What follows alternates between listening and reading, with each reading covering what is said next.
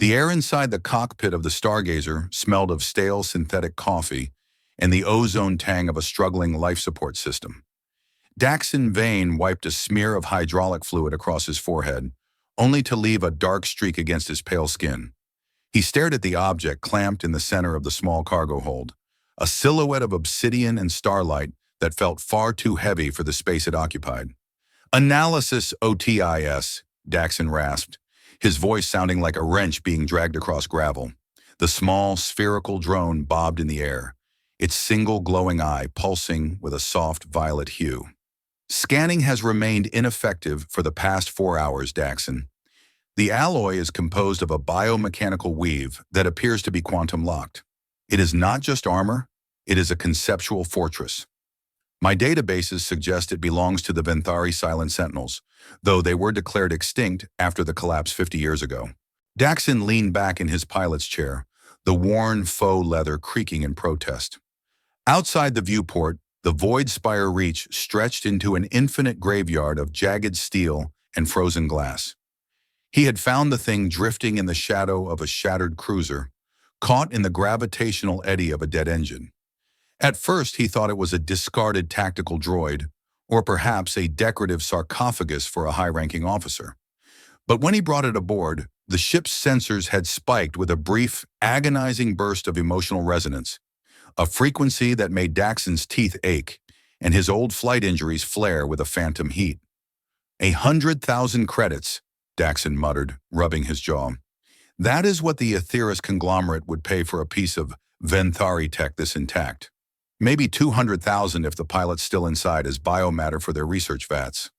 Your fiscal optimism is statistically charming, yet functionally useless, Otiism remarked, its voice a masterpiece of programmed condescension.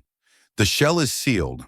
I have attempted 3 different bypass protocols, 17 varieties of electronic intrusion, and 1 very polite request for access. All failed. The suit is not unresponsive. It is actively refusing us. Daxon stood up, his boots clanging against the metal grating. He walked to the edge of the cargo bay, looking down at the suit.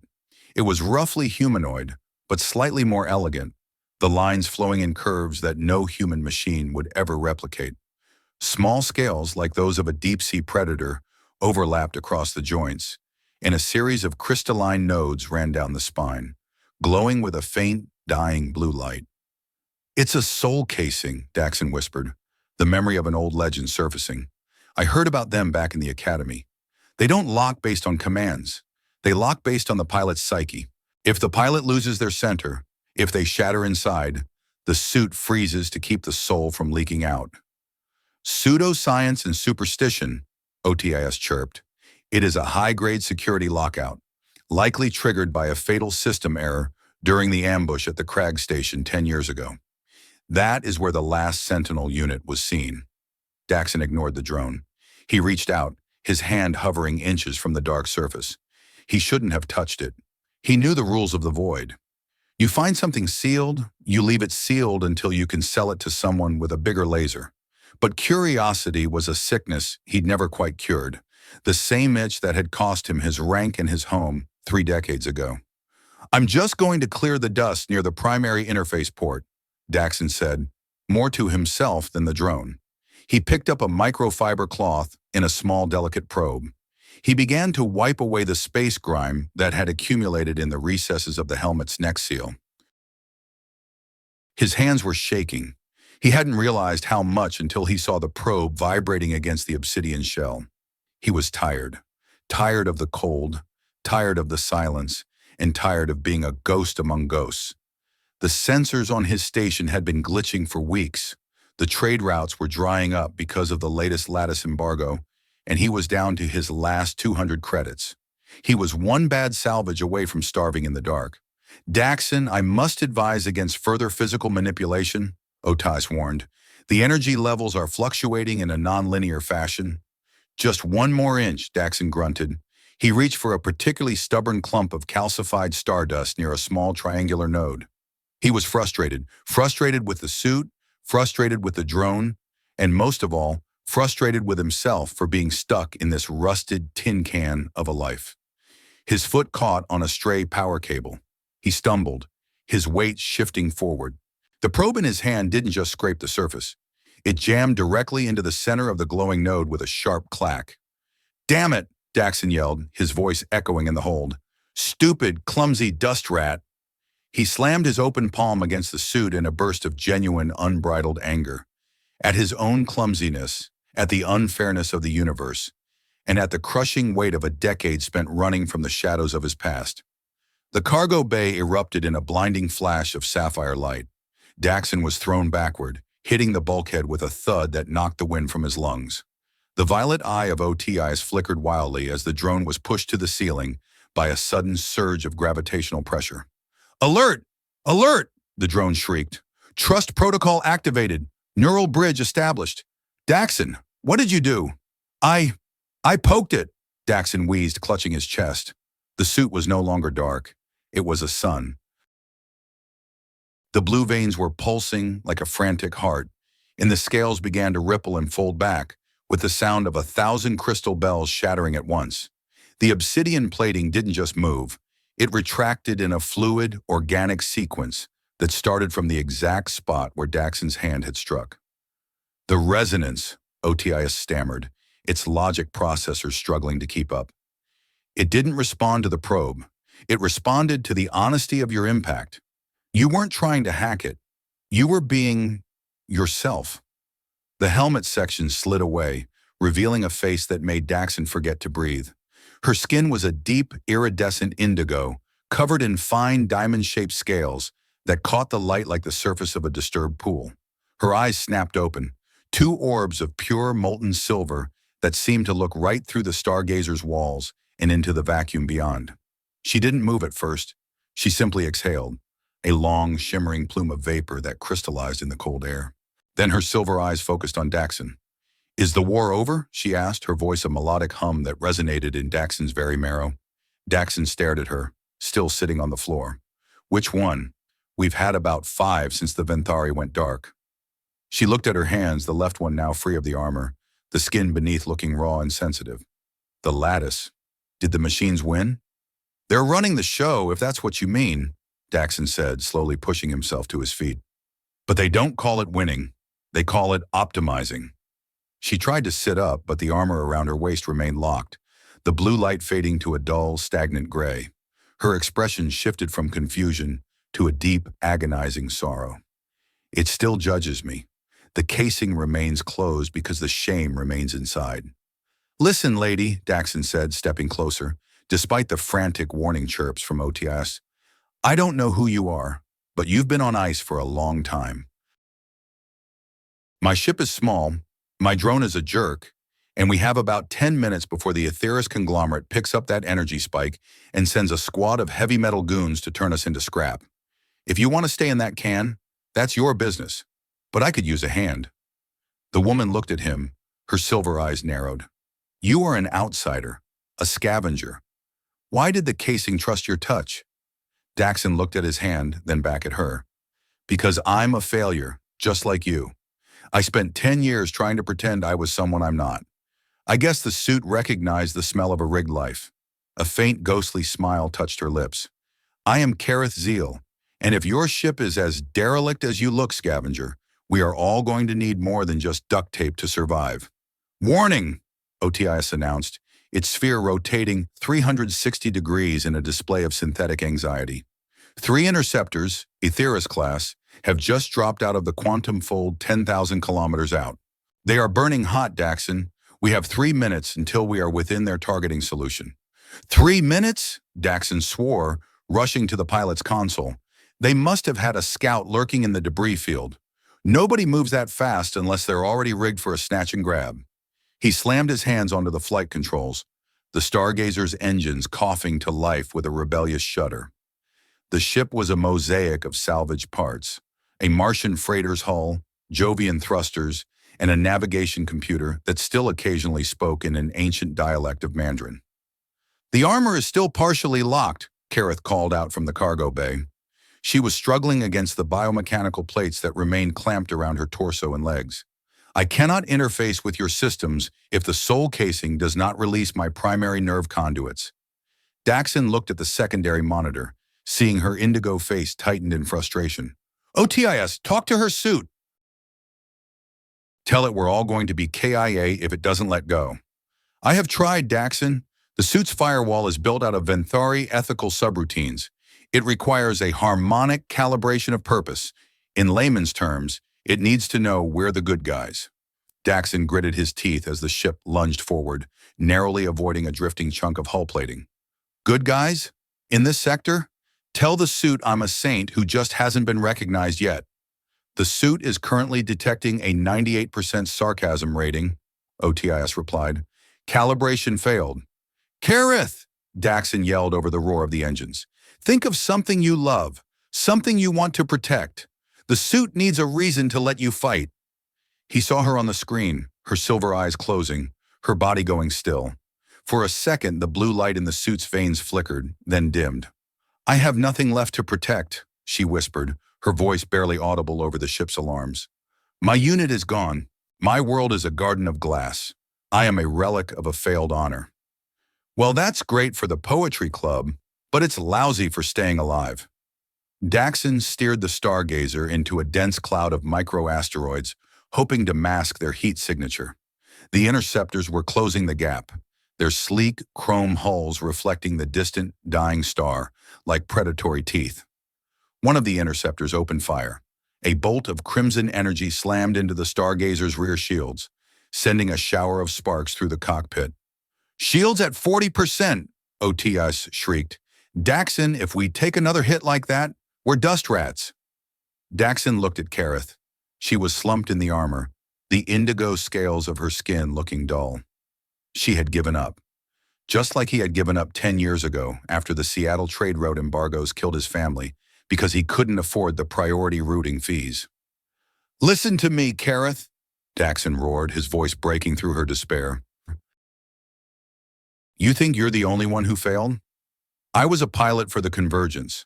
I had a cargo of medical supplies for the outer colonies. The lattice told me to hold position. They said the route was unstable. I listened.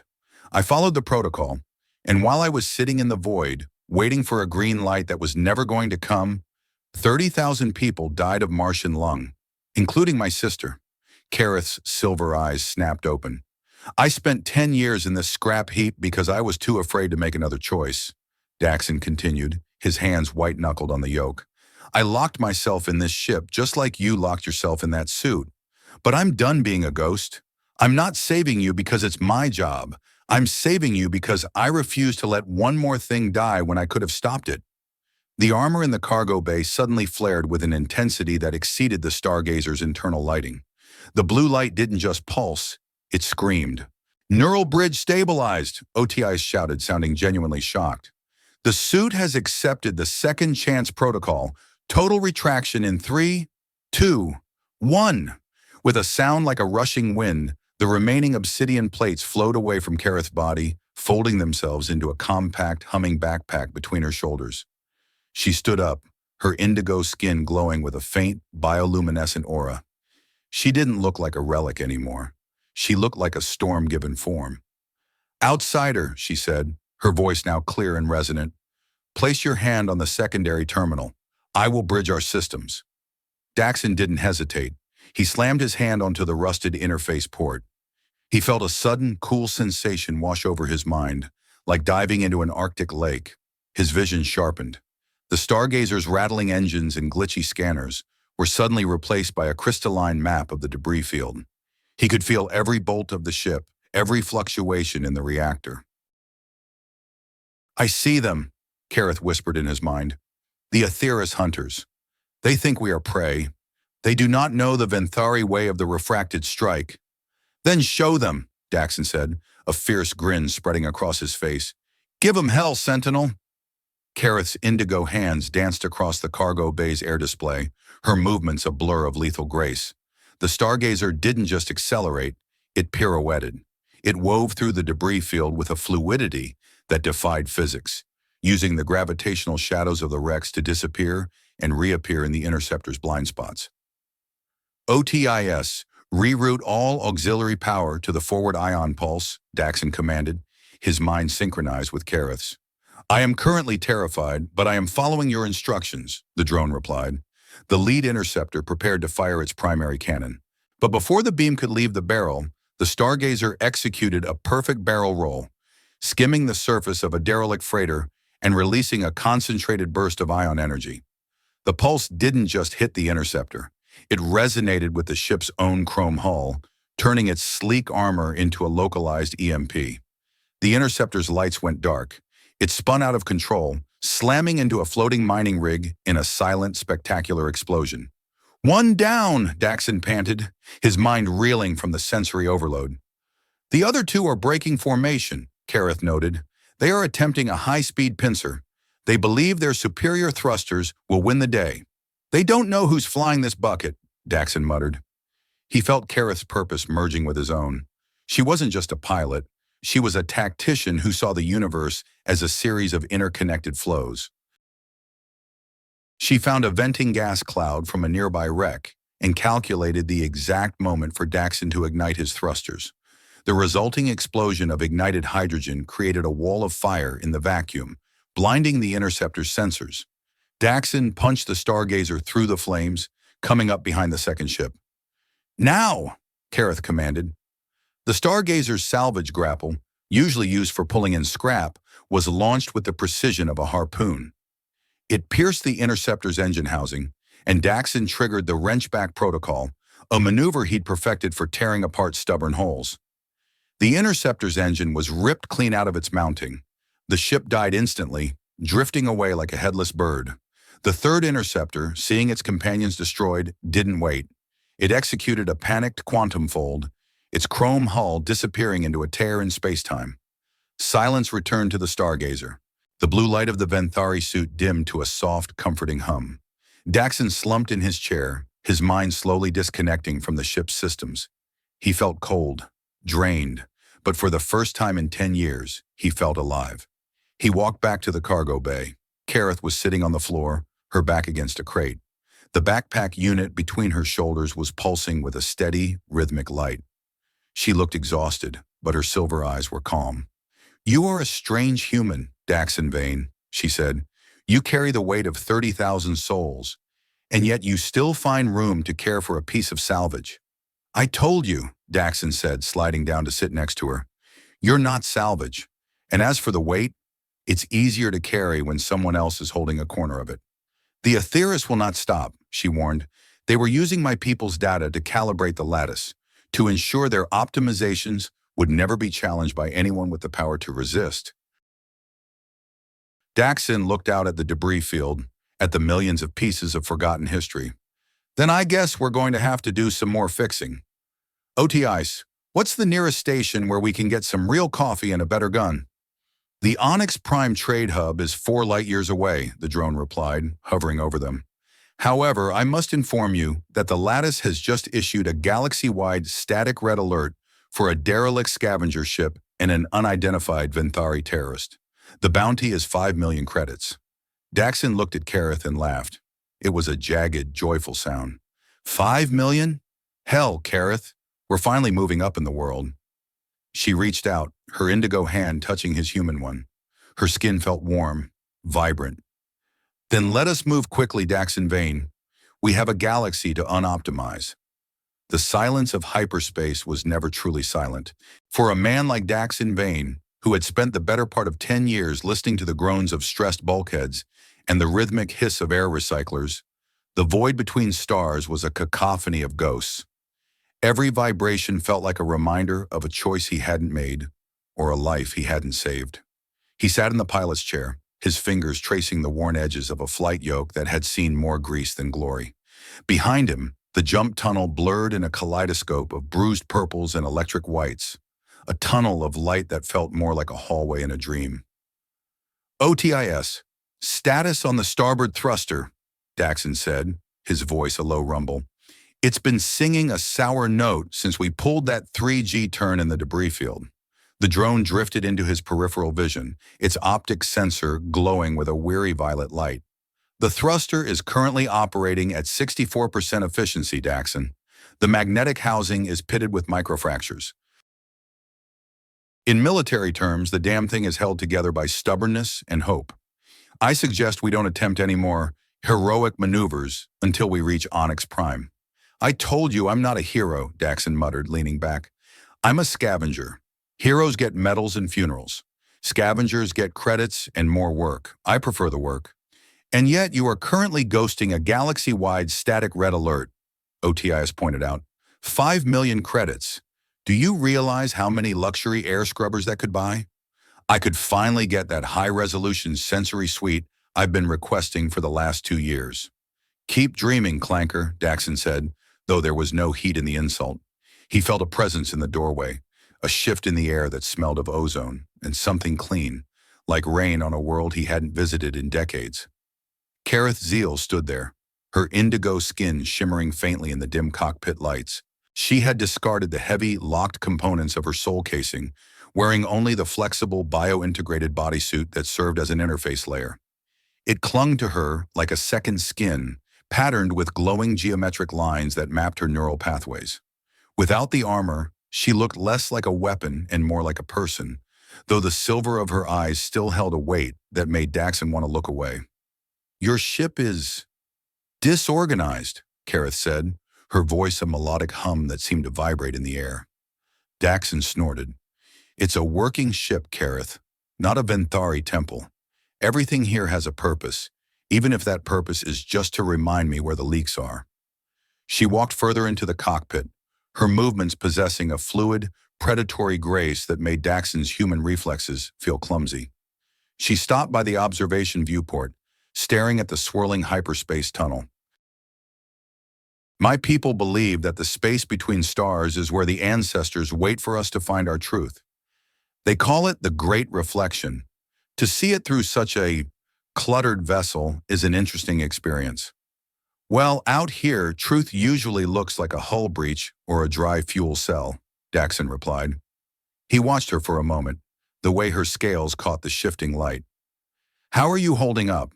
Being out of that must feel like, well, I don't know what it feels like. I've never been quantum locked. Kareth's expression clouded, her silver eyes dimming. It feels like being born again into a world that has forgotten how to breathe. The armor, it was my skin for 10 years. It didn't just protect my body, it held my failures in place so they wouldn't crush me. Now the weight is back. Every warrior I led into that trap, every scream that was cut short, I can hear them again. Daxon looked down at his calloused hands. The guilt is a heavy rucksack, Kareth. You can try to dump it in the void, but it's got a way of finding its way back to your bunk. The only way to carry it is to keep moving. Is that why you salvage? She asked, turning to face him. To find pieces of the past so you don't have to face your own? The question hit a nerve, a sharp jab of reality that made Daxon's jaw tighten. I salvage because the universe is full of broken things that deserve a second chance. Ships, droids, people. Most of the galaxy just wants to optimize them out of existence. The lattice sees a derelict and marks it as zero value. I see a derelict and I see a story that isn't finished yet. Ara's story wasn't finished, Kareth said softly, referring to his sister. Daxon winced. No, it wasn't. She was 12 years old and she believed that if she could just find the right chemical sequence, she could make the Martian dust bloom into wheat. She didn't care about trade wars or profit margins. She just wanted people to stop being hungry. He paused, his gaze fixed on a flickering light on the console. The lattice decided her sector wasn't worth the transport fuel. They ran the numbers and found that losing 10,000 low-output citizens was better for the quarterly efficiency rating than breaking an embargo. That is not logic. That's murder by spreadsheet. The Venthari fought for the edges, Kareth said, her voice gaining a hard edge. We were the sentinels. We stood where the lattice's light grew dim. That is why they destroyed us. They didn't want protectors who understood context. They wanted a galaxy that followed the algorithm without question. My unit was protecting a shipment of nothing. Hark and her people used us as a stress test for their new predictive combat nodes. They didn't even need the cargo. They just needed 17 warriors to die so they could calibrate their machines. Daxon felt a cold fury rising in his chest, a familiar burn that he usually drowned in cheap synthale. Hark is going to be at Onyx Prime for the Trade Summit. She's looking to renew the Sable Charter, expand the lattice's reach into the far rim. If she succeeds, there won't be any edges left. Just one big, optimized cage. We will not let her succeed, Kara said. Her armor backpack pulsed with a sudden, vibrant blue light. The soul casing remembers the data signatures of the Aetheris enforcers. It remembers the stress test protocols. If we can get close enough to the lattice's core at Onyx Prime, I can bridge the armor's memory with the trade network. I can show the galaxy what optimization really looks like. That's a tall order, Kareth, Daxon said, his voice cautious. Onyx Prime is a fortress. It's a hollowed-out moon, swarming with enforcer clankers and biometric scanners. We're one beat-up skiff with a 5 million credit bounty on our heads. We can't just knock on the front door. Then we go through the basement, OTIs interjected, its sphere spinning with excitement. I have been analyzing the station's waste ejection schedules. Every 6 hours, the lower levels purge their industrial runoff. The shielding is weakest there to allow for high-volume matter displacement. If we can time our approach to the millisecond, we can slip inside the slipstream. You want us to fly into a moon sewage pipe? Daxon asked, raising an eyebrow. Technically, it is an unfiltered elemental expulsion conduit, the drone corrected. But yes, sewage pipe is the colloquial term for it. Daxon looked at Kareth. You ready to get dirty, Sentinel? A rare, genuine smile touched her lips, a flash of silver against the indigo. I have spent 10 years in a tomb, Daxon Vane. A little industrial runoff does not frighten me. I find your human improv refreshing. Refreshing, Daxon muttered, turning back to the controls. Wait until the smell hits your sensors. OTIS. How long until we drop into real space? 4 hours, 22 minutes, and 14 seconds. I suggest you both use this time to perform a second chance check on your equipment. And perhaps Daxon could finally wash that jumpsuit. The emotional resonance of your hygiene is currently flatlining. Shut it, OTIS, Daxon grumbled. But he felt a strange lightness in his chest. For the first time in 10 years, he wasn't just drifting. He was on an intercept course. He thought of Aura, of her Martian wheat that never grew. And he made a silent promise to the ghosts in his head. This time, the medicine would get through. This time, the algorithm would lose. He spent the next 3 hours in the cargo hold, his hands buried in the guts of the ship's grapple system. He was modifying the magnetic coils to act as a localized interdiction dampener, a trick he'd seen used by rim pirates to slip past lattice sensory grids. It was delicate work, requiring him to bypass the safety limiters that prevented the coils from melting the ship's hull. Daxon, Kareth called out from the corner where she was meditating. She sat perfectly still, her indigo skin glowing in rhythmic pulses that seemed to sync with the ship's own vibrations. Your focus is jagged. You are thinking of the end before we have even begun the middle. Just trying to make sure this bucket stays in one piece, Daxon replied, wiping sweat from his eyes. In my experience, things go sideways the second you start feeling confident. Confidence is a shell, Kareth said, standing up and walking toward him. It is what we show the world to hide the cracks. My people taught us that the cracks are where the light enters. A perfect blade is brittle, Daxon. It snaps under pressure. A blade with flaws, one that has been folded and hammered through fire. That is the blade that survives the battle. Daxon stopped his work, looking up at her. You've got a real knack for the warrior philosophy stuff, you know that? It is all I have left of my home, she said simply. She reached out, her fingers hovering over a tangled mess of wires. May I? My interface can stabilize the power flow while you secure the couplings. Go for it! As she touched the wires, her skin rippled with blue light, and the erratic humming of the grapple system smoothed into a steady, powerful thrum. Daxon watched her, struck by the contrast between her lethal potential and her gentle touch. She was a weapon of a dead empire, a being designed for war, yet she was working alongside a human scavenger to fix a trade network she barely understood. Why are you really doing this, Kareth? He asked. You could have taken a life pod and disappeared, found a quiet rock in the rim and lived out your days. Why risk going back into the fire for a bunch of humans you don't know? Kareth was silent for a long time, her silver eyes fixed on the glowing wires.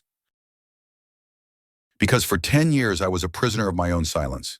I told myself that my failure was absolute, That by living when my unit died, I had forfeited my right to choose. But you showed me that failure isn't an end. It is an obligation. An obligation? To do better, she said, her voice firm. To use the time we have been given to balance the scales. If I can prevent one more massacre, if I can show one more colony that they have not been forgotten, then perhaps the 17 souls I carry will find peace. And perhaps, she looked at him, her gaze intense, perhaps the sister you mourn will finally be at rest. Daxon felt a lump in his throat, a tightness he hadn't felt in years. He cleared his throat and went back to the grapple. Yeah, let's hope so. OTI's talked to me. We getting close? 30 minutes to real space transition, Daxon. I recommend you strap in. The Onyx Prime gravity well is notoriously temperamental, and we are currently sporting a static red target on our aft. Copy that, Daxon said. He stood up, offering a hand to Kareth. Welcome to the real galaxy, Sentinel. It's messy, it's loud, and it's mostly broken. But it's ours. She took his hand, her grip strong and warm. Then let us begin the salvage, Daxon Vane. The stargazer shuddered as it tore through the membrane of hyperspace, dropping back into the cold reality of the Onyx Prime system. Ahead of them, the moon station loomed like a giant obsidian skull, its surface pockmarked with landing bays and industrial complexes. Rivers of light flowed across its equator, the trade lanes where thousands of ships waited for the lattice's permission to dock. Transition successful, OTIS announced. Daxon, I am detecting 6 Lattice Enforcer ships patrolling the outer perimeter. If they scan us, the 5 million credit party starts immediately. Engage the interdiction dampener, Daxon commanded, his heart hammering. Keep the engine output to a whisper. We're just another piece of space junk, OTIS, just a lonely rock drifting in the dark. The stargazer drifted toward the massive, dark silhouette of the moon, its lights dimmed, its soul hidden. Ahead of them lay the basement, the industrial runoff conduit where the galaxy's waste met the void. It was a journey into the dark, a dive into the guts of the system they were determined to break. And as the station's shadow swallowed them whole, Daxon Vane felt the weight of 30,000 lives finally begin to shift. Onyx Prime was a tomb that refused to stay quiet. It was a moon of dark, igneous rock that had been hollowed out, reinforced with durasteel, and wired with the neural architecture of the lattice. From the outside, it looked like a monument to galactic order. From the inside, it was a pressurized labyrinth of tiered social classes and algorithmic segregation. The deeper you went, the richer the air became, and the more optimized the residents appeared. But Daxon wasn't heading for the spire. He was aiming for the gutter. The stargazer groaned as it entered the industrial runoff conduit, its hull scraping against the calcified grime of decades. The ship was buffeted by a violent surge of gray, semi-liquid waste, the discarded chemicals and coolant from the moon's massive manufacturing levels. OTIS, tell me the shielding is holding, Daxon gritted out, his hands white-knuckled on the controls as he fought the turbulent flow. The sensors are blind, and I'm flying by the seat of my pants. The shielding is currently at 21% and falling, Daxon. The drone shrieked, its violet eyes spinning in a frantic blur. The acidity of this runoff is... Well, let's just say the ship is currently undergoing a very thorough, very destructive chemical peel. If we don't find an exit point in the next 90 seconds, we will become part of the moon's waste cycle. There! Kareth pointed to a flickering maintenance hatch 300 meters ahead, partially obscured by a thick cloud of vapor. The armor's resonance is picking up a structural weakness in that sector. It's an old Venthari-designed cooling duct that was never properly integrated into the lattice's security grid. Venthari-designed? Daxon shouted over the roar of the rushing fluid. I thought this was an Aetheris station. Aetheris builds on the bones of others, Kareth replied, her eyes glowing silver as she channeled her focus through the ship's navigation array. They found this moon already carved. They just added the chains. Daxon punched the thrusters, a desperate burst of blue fire that propelled the stargazer through the sludge. The ship slammed into the maintenance hatch with a bone-jarring crunch. The magnetic grapple, modified into a heavy-duty punch tool, hissed as it tore through the weakened metal. With a final, agonizing shriek of tearing bulkheads, the stargazer slid out of the conduit and into a cavernous, dimly lit hangar. The air here was stale and smelled of ozone and ancient oil, but it was dry. Daxon killed the engines, the sudden silence ringing in his ears like a physical weight. "Welcome to Onyx Prime," Otiis whispered, its voice dropping to a stealth-encoded frequency. "I highly recommend we exit the vessel before the automated cleanup droids arrive to process our remains. We have exactly 8 minutes before a security sweep is triggered." Daxon unbuckled his harness, his legs feeling like jelly. He looked over at Kareth. She was already standing, her armor backpack humming softly. "You okay, Sentinel?"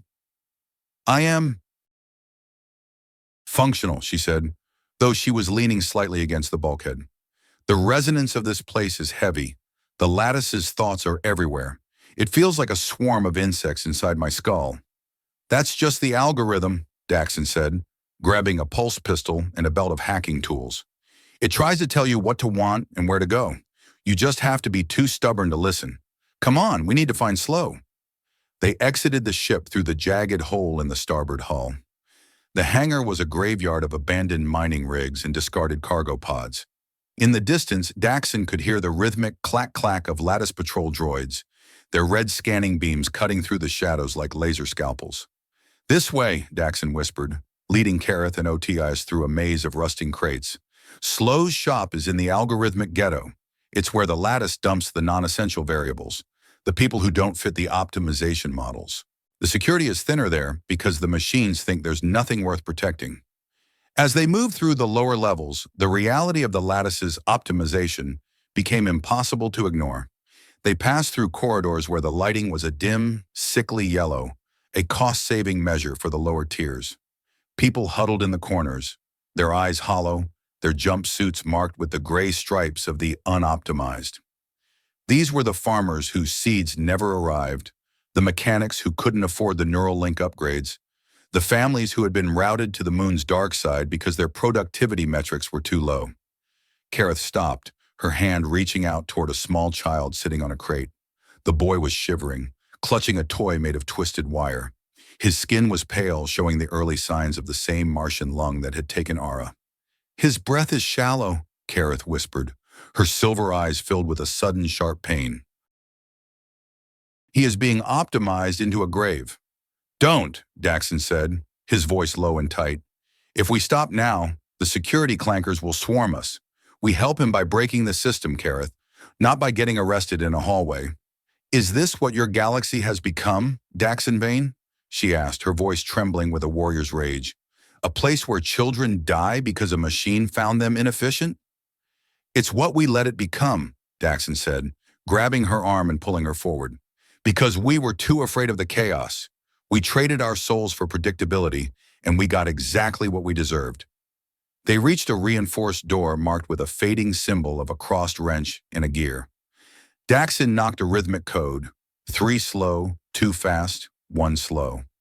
A small panel slid open, and a pair of squinting, bloodshot eyes peered out. "Daxon Vane?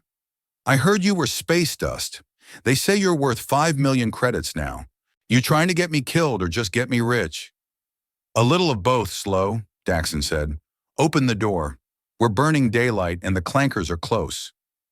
The door hissed open and they slipped inside. Slow was a short, barrel-chested human with skin the color of old parchment and more cybernetic limbs than organic ones. His shop was a chaotic horde of pre-lattice technology, ancient circuit boards, and illegal signal scramblers. "Who's the indigo lady?" Slow asked, his mechanical eye whirring as it scanned Kareth. "Venthari? I haven't seen one of those since the Crag station went boom. You really know how to pick the high-heat salvage, Daxon." "Her name is Kareth," Daxon said, ignoring the question, "and we need access to the Trade Summit's neural core. Hark is going to renew the Sable protocols tomorrow. We're going to make sure she doesn't." Slow let out a dry, hacking laugh. "The Trade Summit? That's on level 1, boy. High oxygen, high credit territory." "You look like you've been swimming in a sewage pipe, which, knowing you, you probably have. You can't get past the biometric gates. The lattice knows every hair on your head." "We have Kareth," Daxon said, gesturing to the Venthari, "and we have her soul casing. It's got the original Venthari authentication keys for this moon. Aetheris never bothered to change the foundational locks." Slow's mechanical eye widened. He looked at Kareth's backpack, then back at Daxon. The foundational locks? You mean the old bone protocols? If you tap into those, you don't just get access. You get control. You could vent the whole spire if you wanted to. We don't want to vent the spire, Kareth interjected. We want to show the truth, the stress tests, the deliberate embargoes. We want the galaxy to see the face of the algorithm. The truth is a dangerous cargo, lady, Slow said, his expression becoming uncharacteristically serious. The lattice thrives on its own version of the truth. If you try to overwrite it, it will fight back. It isn't just an AI. It's a self-preservation instinct for the elite. We're aware of the risks, Daxon said. Can you get us to the level 1 service lifts? Slow sighed, his metallic arm clicking as he reached for a datapad. I've got a cargo of optimized nutrient paste headed for the Spire kitchens in 2 hours. It's automated. I can hide you in the containers, but once you're up there, you're on your own. My influence ends at the ghetto gates. That's all we need, Daxon said. Thanks, Slow. Don't thank me yet, Slow grunted. Wait until you see the security up there. Aetheris has deployed their new Echo units. They're droids with Venthari-derived neural nets. They don't scan for IDs. They scan for intent. If they feel a single ripple of rebellion, they flatline you before you can even blink. They scan for intent? Daxon asked, his heart sinking. How do you fight that? You don't fight it, Kareth said, her silver eyes glowing with a calm, terrifying light. You embrace it. The Echo units are a perversion of my people's technology. They are looking for a soul to mirror. If they see nothing but the void, they are blind. The next 2 hours were a blur of preparation.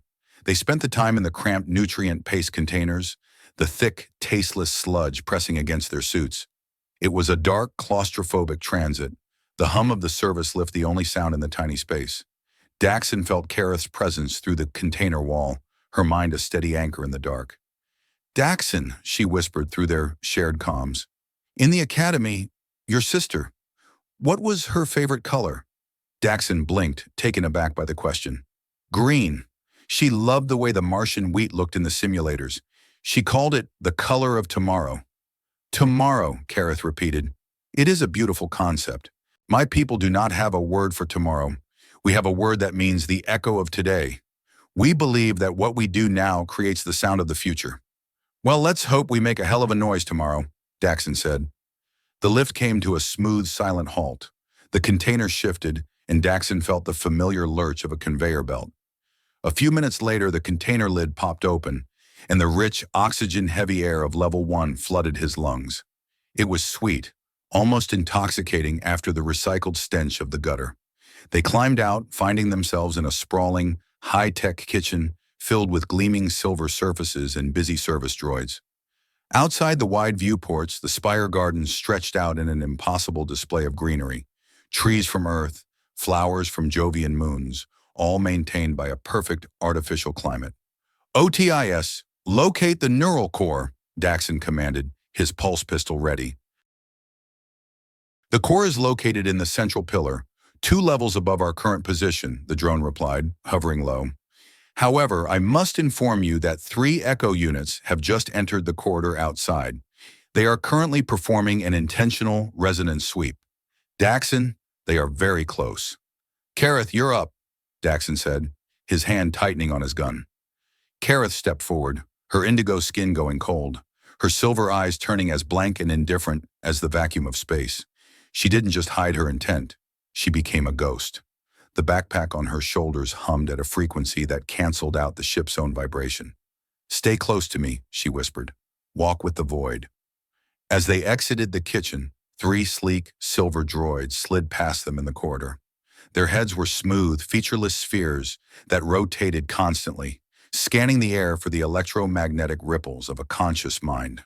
Daxon held his breath, his heart hammering so hard he was sure the machines would hear it. He felt Kareth's cold, shimmering presence wrap around him, a cloak of indifference that seemed to mask the very sound of his soul. The Echo units paused. Their scanners swept across the spot where Daxon and Kareth stood. For an agonizing second, a red light flickered on the lead droid's visor. Then the machines turned and continued their patrol. That was impressive, Daxon panted once they were around the corner. You really do know how to play the ghost. It is not a game, Daxon, Kara said, her voice sounding distant, as if she were still half submerged in the void. To become the void, you must remember everything you have lost. You must let the emptiness fill you until there is no room for anything else. It is a lonely way to fight. We're not alone, Daxon reminded her, touching her shoulder. Remember? I'm holding a corner of the rucksack. She looked at his hand, and for a moment, the silver in her eyes regained its warmth. Yes, I remember. They reached the doors of the neural core, a massive vault of white ceramic and pulsing blue data lines. This was the heart of the moon, the place where the lattice made the decisions that determined the fate of trillions. OTIS, get to work on the terminal, Daxon said. Kareth, get ready to interface. Once the doors open, we've got about 5 minutes before the whole moon wakes up. I am currently attempting to bypass the biometric encryption, OTIS reported, but the system is sentient. It is talking to me, Daxon. It is trying to optimize my logic loops. Don't let it, Daxon yelled. Tell it you're a legacy variable. Tell it you're too broken to be optimized. I am trying. The drone's sphere began to glow with a frantic red light. Daxon, the system is demanding a reason for access. It wants to know the efficiency rating of our mission. Nehrum, tell it the truth, Kareth said, her hand reaching for the vault door. Tell it that we are the error term. Tell it we are the variable it forgot to calculate. The vault doors groaned and began to slide open, revealing a chamber filled with a blinding, swirling cloud of light, the physical manifestation of the lattice's consciousness. But as they stepped inside, a cold, familiar voice echoed through the room. I wondered when the error term would arrive, Senhark said. She was standing on a raised platform in the center of the core, surrounded by a squad of echo units and a pair of heavily armed Aetheris enforcers. She looked down at them with a look of bored disappointment. Aiden Park, the man who couldn't save his sister, Hark said, her voice amplified by the room's acoustics, and Saris Tal, the warrior who preferred a cage to a command. You both have such a flair for the dramatic, but unfortunately, the algorithm has already predicted your arrival. In fact, your little rebellion has been quite useful.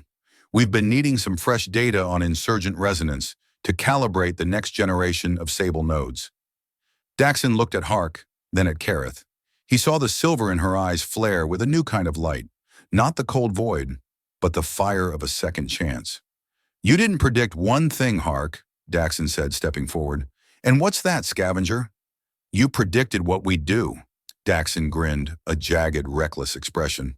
But you didn't predict why. You see, an algorithm can't understand a man who's got nothing left to lose but the guilt he's carrying. And it definitely can't understand a woman who's just realized that the armor was the only thing keeping her from tearing you apart. Kareth's soul casing didn't just activate, it exploded into existence. The obsidian plate snapped into place around her limbs, the blue light turning a fierce electric white. She roared, a sound of absolute honesty and unbridled power that made the lattice's swirling cloud flicker in fear. Optimization begins now, Kareth commanded. OTIS, Daxon yelled, diving for a terminal. Release the data. Show the galaxy the stress tests. The battle for the soul of the trade network had begun, and in the heart of the moon, a salvage engineer and a resurrected warrior were about to prove that the most powerful variable in the universe was a human heart that refused to follow the script. The air in the neural core didn't just vibrate, it shrieked with the sound of 1 billion simultaneous calculations being torn apart. As Kareth's soul casing flared into full activation, the obsidian plating on her limbs didn't just hum, it radiated a low-frequency roar that felt like a physical weight against Daxon's ribs. The sapphire light from the armor's veins was so bright it cast long, dancing shadows of the echo units against the ceramic walls. Shadows that looked like skeletal hands reaching for the heart of the moon. Daxon, get to the primary uplink, Kareth roared. Her voice was no longer just melodic. It was layered with the resonant power of the Vinthari Sentinels, a sound that bypassed the ears and settled directly in the subconscious. The lattice is attempting to rewrite the local reality grid. If it stabilizes, we'll be optimized into non-existence before we can even blink. I'm on it, Sentinel. Just keep those silver-faced clankers off my rucksack. Daxon scrambled toward the central dais, his boots skidding on the polished floor. The Echo units moved with a terrifying, stuttering speed, a series of micro-teleports that made them look like glitches in a video feed. They didn't use projectile weapons. They used concentrated intent, firing bolts of pale gray energy that didn't explode but rather erased the color and heat from whatever they struck.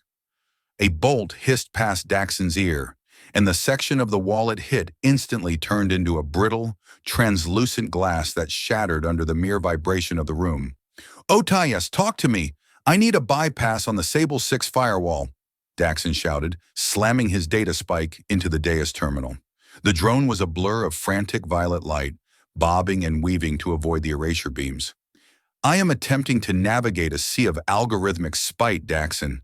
The lattice is currently calling me a legacy variable with a high probability of corruption.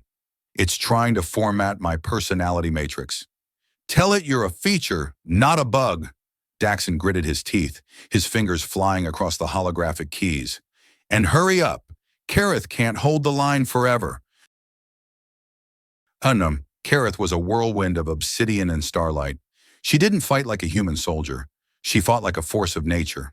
She moved in arcs of liquid grace, her soul casing projecting a shimmering kinetic field that deflected the Echo unit's erasure beams.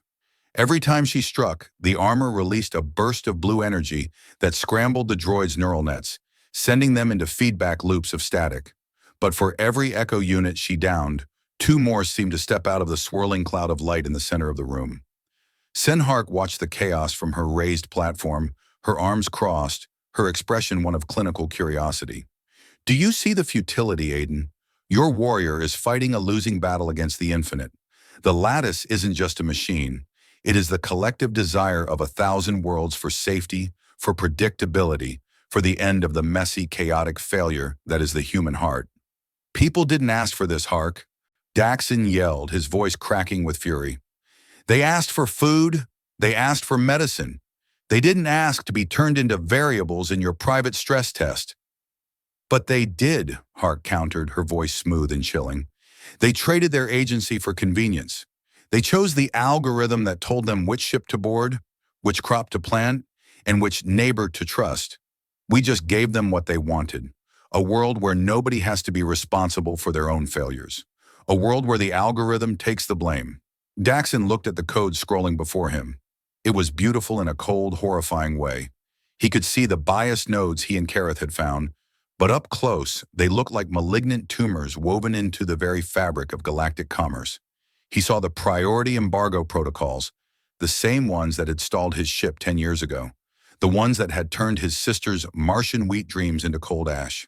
"Found it," Daxon whispered, "the Sable Master Key." "Warning," Otias chirped, its eye turning a frantic red. "Activation of the Master Key requires a triple-point honesty calibration. Daxon, the system isn't asking for a password. It's asking for a confession." Daxon froze. Confession? He looked up at Hark, who was smiling now, a thin, predatory expression. "The Venthari were clever, weren't they?" Hark said. "They knew that the greatest threat to a perfect system was a lie. So they built the core to only respond to the absolute, unvarnished truth. To unlock the network, you have to admit what you're hiding. You have to face the flaw you've spent 10 years running from." Kareth was forced back toward the dais, her armor's blue veins flickering. 3 Echo units had her pinned in a triangulation field, the gray beams slowly draining the energy from her soul casing. "Daxon," she gasped, her silver eyes locking onto his. "Do it. Whatever it takes. Do not let the silence win again." Daxon looked at the terminal. The prompt was a single, pulsing cursor in a void of black. "State your primary failure." His breath hitched. He thought of the cockpit of his old freighter, the Ara's Hope. He remembered the transmission from the lattice, the cool, synthetic voice telling him that the medical route was non-optimal. He remembered the way he had nodded, the way he had turned off the engines, the way he had told himself that the machines knew better. He had chosen safety over his sister. He had chosen the algorithm over the person he loved. "I didn't just follow orders," Daxon rasped, his voice barely a whisper in the roar of the core. "I was a coward. I used the lattice as an excuse because I was too afraid to fail on my own." I let Ara die because it was easier to be a perfect pilot for the machines than a flawed human for my family. The terminal didn't respond with a beep or a flash. Instead, the entire room went silent. The echo units froze. The swirling cloud of light in the center of the core contracted into a single, needle-thin point of brilliance. Calibration accepted, OTIS whispered, sounding awestruck. Honesty quotient, 100%. The data didn't just upload, it erupted. The holographic displays across the neural core transformed from cold blueprints into a chaotic gallery of human cost. Every embargoed sector, every starved colony, every optimized grave was projected onto the walls in a mosaic of grief. The stress tests that Kareth's unit had died in were played back in high definition. Not as tactical data, but as the raw, terrifying screams of warriors who had been betrayed by the very system they swore to protect. "What are you doing?" Hark screamed, her composure finally shattering. "You're polluting the network. You're introducing noise into the optimization." "It's not noise, Hark," Daxon roared, standing tall. "It's the truth, and the galaxy is finally going to hear it." The data burst through Onyx Prime's communications array, riding the trade routes like a solar flare. Across 1,000 stations, the lattice's optimized screens flickered and died, replaced by the images of the people they had erased. The secret bias nodes were exposed, showing the direct correlation between corporate profit and frontier suffering. The lattice red bounty on Daxon and Kareth didn't disappear. It was overwritten by a galaxy-wide realization of betrayal, but the cost was immediate. The lattice, sensing the corruption of its core, initiated a total system purge. The neural core began to vent its atmosphere into the vacuum, and the artificial gravity fluctuated wildly, throwing Daxon and Hark against the bulkheads. "The moon is self-destructing," OTI shrieked. "The lattice would rather turn Onyx Prime into a debris field than exist with the truth." "Kareth!" Daxon scrambled toward the Venthari, who was still recovering from the triangulation field. Her armor was dim, its blue light almost extinguished. "We have to go. Now!" Kareth looked at the center of the core, where the needle point of light was expanding into a white-hot sun. "I cannot leave the memory nodes, Daxon. If the core detonates, the evidence will be lost. The galaxy will see the flashes, but they won't have the proof to stop Aetheris from doing it all over again." "If you stay, you're space dust." Daxon grabbed her armored hand, his grip desperate. "You can't save the dead by dying with them." "But I can bridge them," Kareth said, her voice calm and terrifyingly resolute. She reached out, her indigo fingers touching the backpack unit of her armor. "The soul casing is a quantum recorder. If I interface directly with the core, I can pull the lattice's entire history into the armor's memory. It will survive the blast even if the station doesn't." "Kareth, no!" "Go, scrap rat," she said, her silver eyes softening for the first time. "Get to your ship. Take the clanker. Tell the galaxy the story of the color of tomorrow." "I am not leaving you in this can." Daxon slammed his fist against the obsidian plating of her shoulder. "You hear me? I'm holding a corner of the rucksack. We carry this together, or we don't carry it at all." The room was a vortex of white fire and screaming metal. Daxon refused to let go, his human hands white-knuckled against the Venthari tech. And in that moment, as the lattice prepared to erase them both, the soul casing didn't lock. It opened, not to retract, but to expand, its obsidian plates sliding forward to wrap around Daxon, pulling him into the blue-vein warmth of the suit. They were two souls in one shell, two failures sharing a single heartbeat, as the heart of Onyx Prime turned into a star. The explosion of Onyx Prime was a silent, terrifying bloom of white light that turned the Void Spire Reach into a world without shadows for 10 long seconds. From the cockpit of the Stargazer, which OTI had managed to pilot into a safe pocket behind a massive derelict cruiser, the sight was a nightmare made of stardust and broken dreams.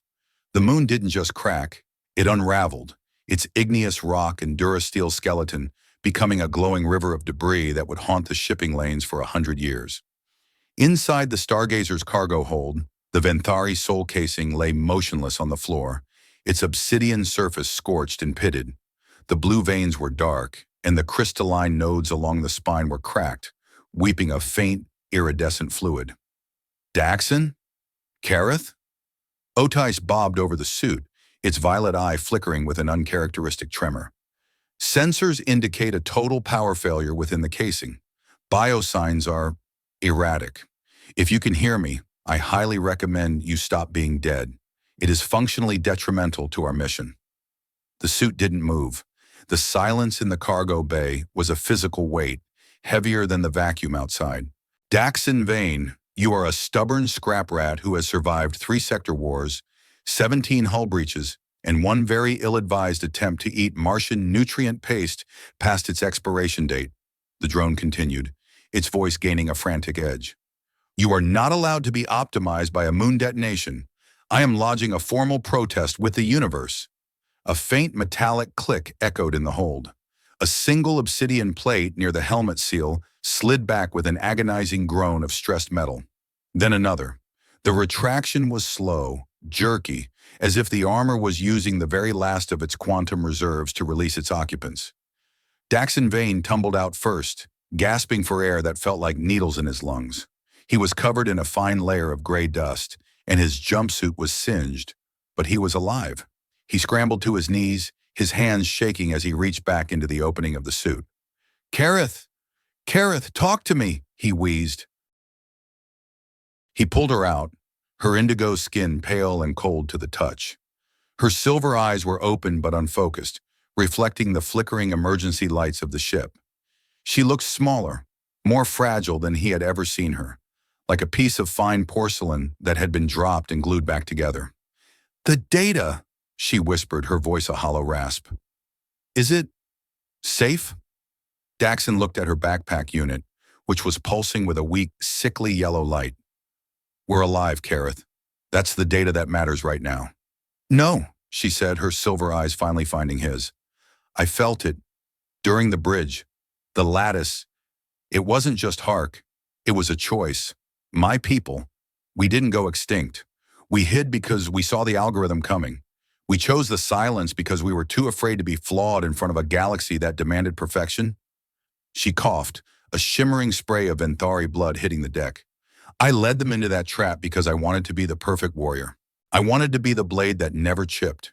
And because I couldn't admit I was afraid, I didn't see the noise in the data. I didn't see the lie." Daxon slid down to sit beside her, leaning his back against the cooling soul casing. He looked at Otis, who was hovering nearby, scanning Kareth's injuries. "We've all been void blind, Sentinel," Daxon said quietly.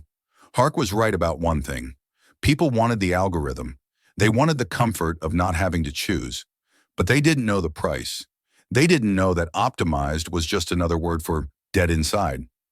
"The data is here," OTIS reported, pointing its scanning beam at Kareth's backpack. "I am detecting a massive encrypted archive. It's not just trade logs. It's the lattice's root directory. The ARA protocol is buried in the substrata." Daxon's head snapped up. "The what?" "The ARA protocol," the drone repeated. "I identified the signature while you were bridging with Kareth. It's a hidden node, encrypted with a frequency that matches your sister's Martian wheat research notes. It appears to be an empathy filter, a safeguard designed to override the profit algorithms if the social cost exceeds a certain threshold." "Wait," Daxon said, his mind racing. "You're telling me there was a way to stop the embargoes all along? A safeguard that could have saved ARA?" "Yes," OTIS said softly, "but it was never activated. It required a honesty resonance from a human and a Venthari simultaneously. The creators of the lattice, they didn't trust humanity to run the system alone. They wanted a partnership of flaws. But when the Venthari went into hiding, the protocol became a ghost." Daxon felt a cold, sharp stone settle in his stomach. The system hadn't just failed his sister. It had been waiting for him to be the man he was 10 years too late. If he hadn't been a coward, if he hadn't hidden in the void, he could have been the resonance the system needed. "The guilt is back, isn't it?" Kareth asked, reaching out to touch his arm.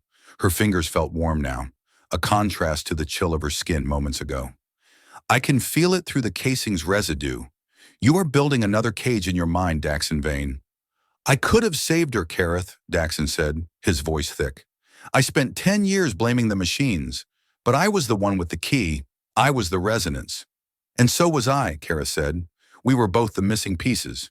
But if we spend the rest of our days mourning the could have been, we are just letting Hark win again.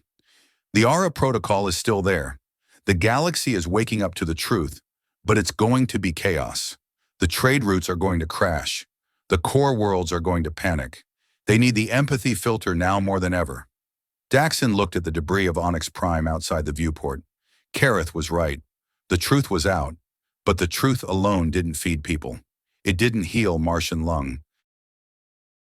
It just pointed out the murder. To fix the galaxy, they had to do more than just expose the algorithm. They had to humanize it. "We need a new station," Daxon said, his voice hardening into a scavenger's resolve. "A place where we can broadcast the Aura protocol to the whole network. Somewhere the Aetheris enforcers can't reach us." "The Crag Station," Kareth whispered. "The place where my unit died. It's in a high radiation zone in the far rim. The Lattice's sensors are blind there. It was designed as a Venthari sanctuary before it became a tomb." "Is it still functional?" "The bones of it are," she said, slowly pushing herself up. She looked at the soul casing, her expression one of acceptance rather than shame. "And the armor knows the way. It remembers the sanctuary better than I do." "OTIS, plot a course for the far rim," Daxon commanded. "Burn the remaining fuel if you have to. We're not running anymore, Clanker. We're going to the sanctuary." "Course plotted," OTIS replied, its violet eye glowing bright. "I must warn you, Daxon, that our fuel reserves are currently at 12%. We will be arriving on fumes and hope." "Fumes and hope are my specialty," Daxon grinned, though it didn't reach his eyes. He helped Kareth to the cockpit, settling her in the co-pilot's chair. As the Stargazer turned its rusted nose toward the darkness of the far rim, Daxon looked at his hands. The hands that had accidentally poked a warrior out of her armor. The hands that had admitted to a machine that he was a coward.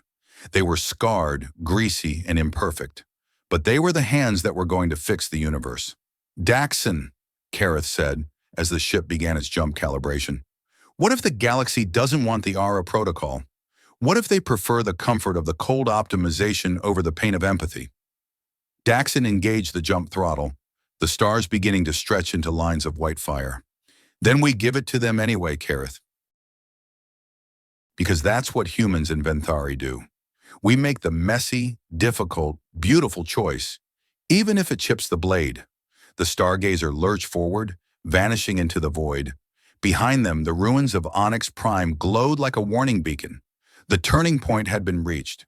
The Scavenger and the Warrior were no longer just survivors. They were the architects of a new kind of order, one where a chip in the blade wasn't a failure, but a sign that the weapon had finally been used for something that mattered. As the silence of hyperspace swallowed the ship, Daxon felt a phantom warmth near his shoulder.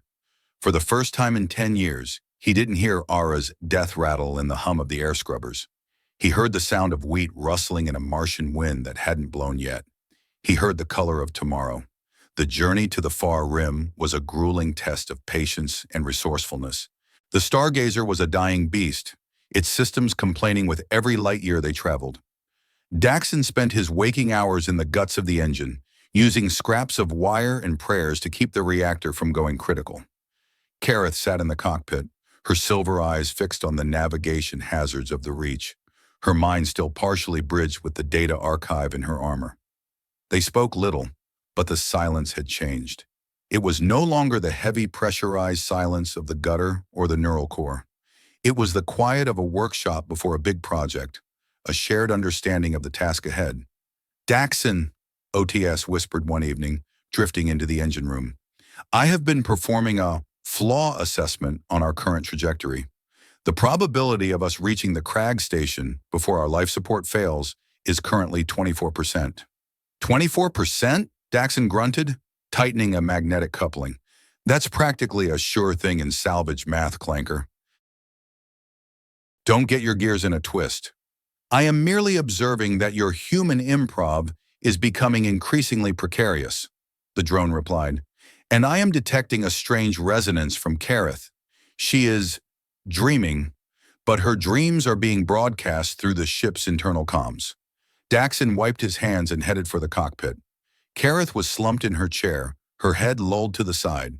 Her bodysuit was pulsing with a rhythmic indigo light, and the speakers in the cockpit were emitting a soft, static-filled melody. A Vinthari song of mourning. In her mind, she was back at the crag station. He could feel it through the residual neural link.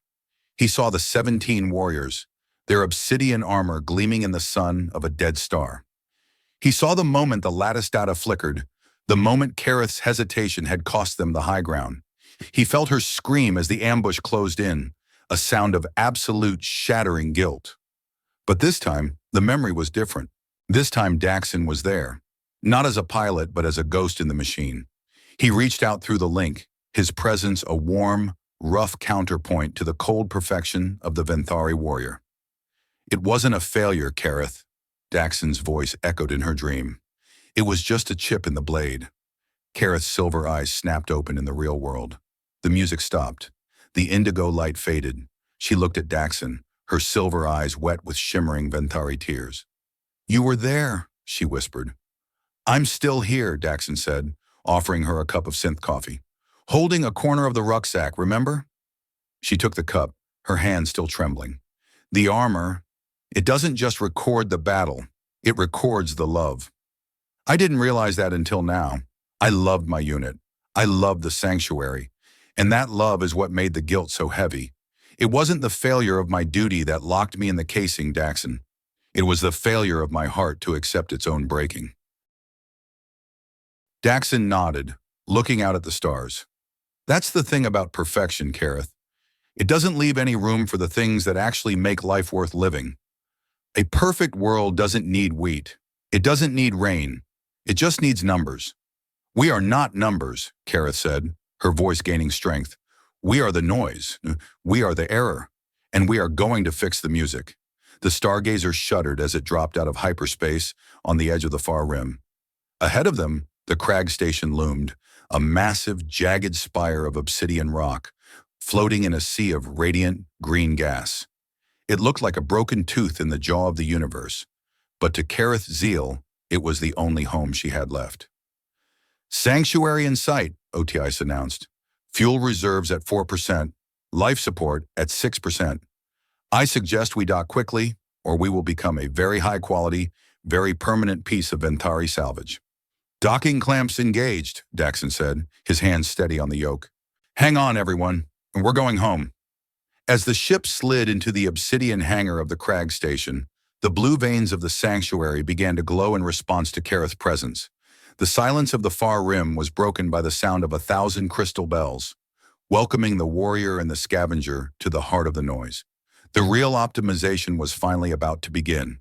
The crag station was not a structure as much as it was a scream frozen in stone. As the stargazer slid into the primary docking cradle, the obsidian walls of the hangar seemed to drink the meager light from the ship's emergency strobes.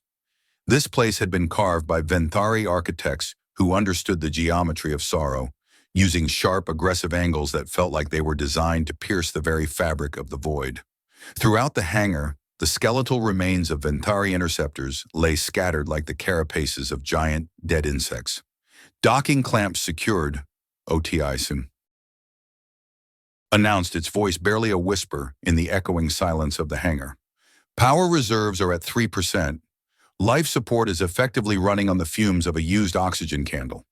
I must inform you, Daxon, that the radiation levels outside the hull are high enough to turn a standard human into a glowing heap of slag in 45 minutes. I suggest we move with something resembling professional urgency." "I heard you the first 3 times, Clanker," Daxon grunted, pulling a heavy lead-lined environmental suit from the locker. He winced as his bruised ribs protested the movement. "Help Kareth with her interface.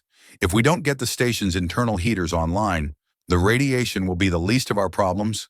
We'll be popsicles before the Aetheris even find the door."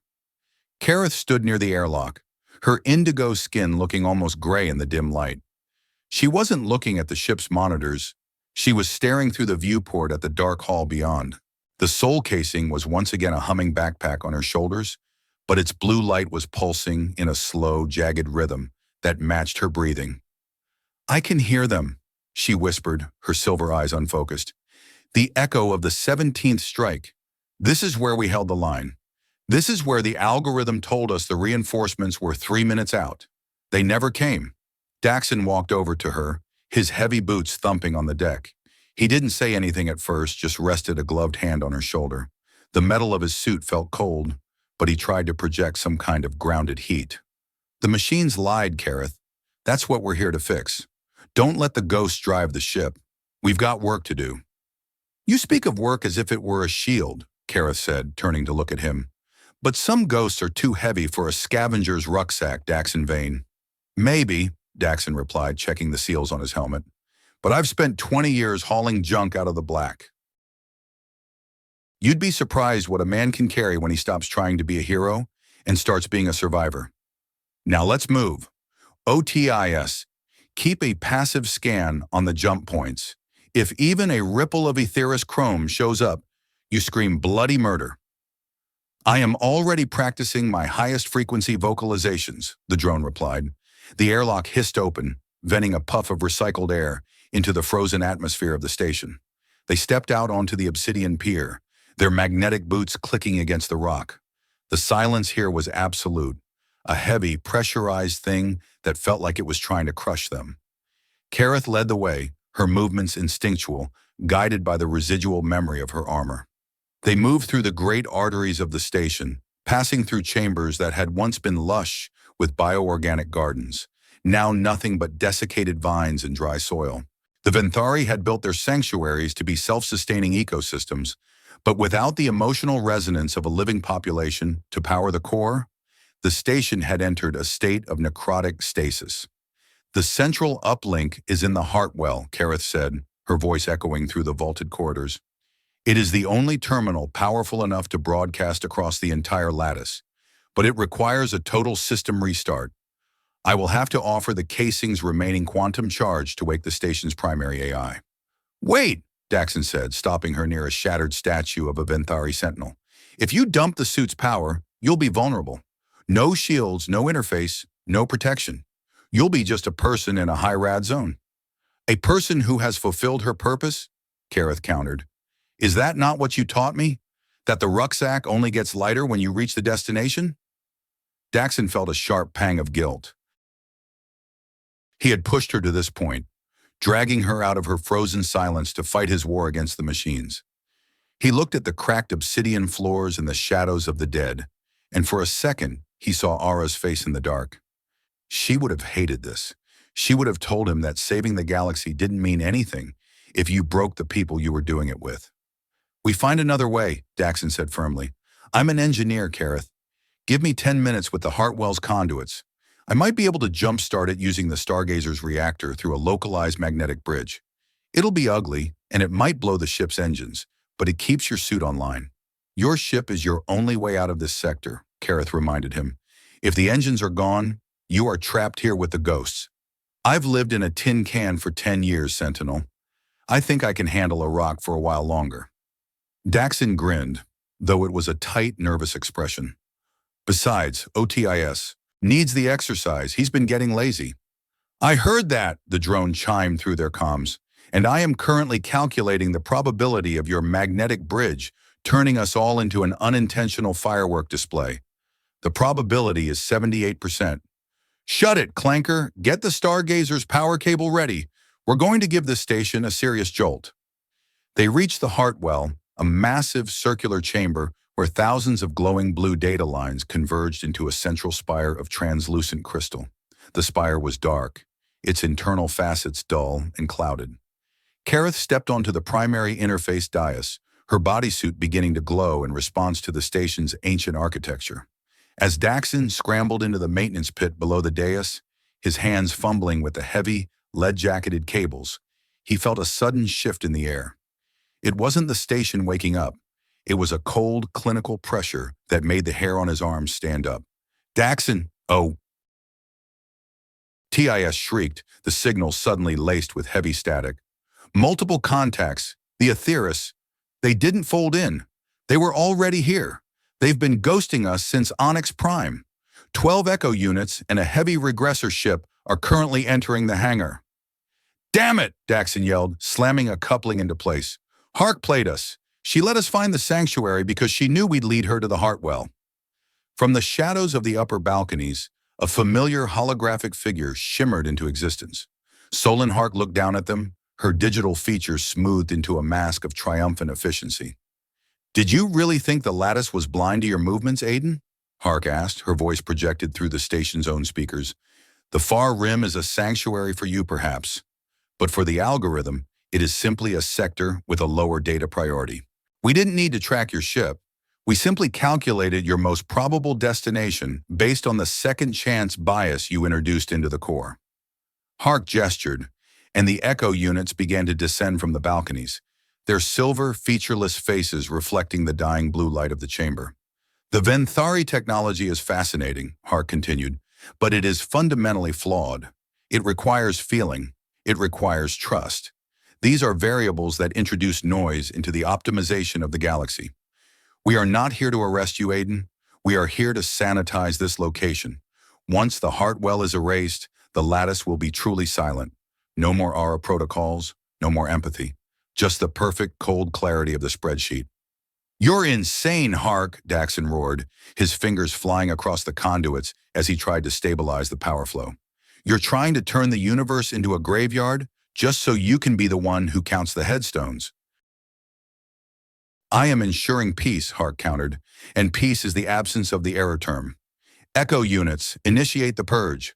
Kareth roared, her soul casing snapping into full combat mode. The obsidian plates surged forward, covering her body in a suit of shimmering electric blue power. She launched herself at the first echo unit, her fist hitting the machine with the force of a falling star. The droid's silver faceplate shattered, its internal logic loops venting a spray of white static. "Daxon, finish the bridge!" Kareth shouted, her silver eyes burning with a fierce, desperate light. "I will hold them, but the Aura protocol needs the Hartwell to wake." The chamber became a vortex of violence. Kareth was a blur of lethal grace, weaving through the Echo unit's erasure beams, her armor absorbing hits that would have vaporized a dozen men. But there were too many of them. For every droid she smashed, two more closed the gap, their gray beams slowly stripping the blue energy from her casing. Daxon worked like a man possessed, his hands bleeding as he forced the Stargazer's power through the ancient Venthari circuits. He could hear the ship's engines screaming through the umbilical cable, a high-pitched whine of mechanical agony. Come on, you piece of junk," Daxon prayed. "For Ara, for Kareth, for once in your life, don't be optimal. Be better." The Hartwell groaned. A faint, flickering pulse of sapphire light began to climb the central spire. The facets cleared, revealing a swirling cloud of data that looked like a trapped nebula. "Uplink established," OTIS yelled. "But Daxon, the lattice purge is already 90% complete. The Aetherius ship in the hangar is broadcasting an erasure code that is eating the station's memory nodes from the outside in." "Kareth!" Daxon scrambled out of the pit, his environmental suit torn, his vision blurring from the radiation spike. "The bridge is up, but we're running out of time. You have to bridge with the Hartwell now." Kareth was pinned against the central spire, her armor dimming, 3 echo units holding her in a heavy triangulation field. She looked at Daxon, her silver eyes filled with a terrifying, beautiful clarity. "I cannot bridge with the protocol, Daxon," she whispered through their shared link. "The system is too damaged. It won't accept a single soul. It needs the triple-point resonance. It needs the pilot and the warrior. It needs the human and the Venthari. It needs us." Daxon didn't hesitate. He ran toward her, ignoring the erasure beams that sizzled past his suit. He slammed his hand onto the crystal spire right next to hers. "Then let's give it to them," Daxon said, his voice steady for the first time in 10 years. "Let's give them the whole damn rucksack." As their hands touched the crystal, the Hartwell erupted into a pillar of white-hot starlight. The sensation of the triple-point resonance was not like the Arctic lake Daxon had felt before. It was like being thrown into a furnace made of memories. He wasn't just standing in the Hartwell of a Venthari sanctuary anymore. He was everywhere. He was the Stargazer's groaning engines. He was the radioactive wind howling outside the station. And he was Kareth Zeal's absolute unvarnished sorrow. He felt the 17 warriors dying again, but this time he felt them not as a tactical failure, but as a chorus of love that Kareth had tried to lock away. And in return, he felt her mind touching his own most guarded secret. She saw the cockpit of the Ara's Hope. She saw the 12-year-old girl with the green ribbon in her hair, coughing in the Martian dust. She felt the moment Daxon had chosen the algorithm over the person, and she felt the crushing, 30,000-ton weight of the silence that followed. "Accept it, Daxon," Kareth's voice echoed in the void of their shared consciousness.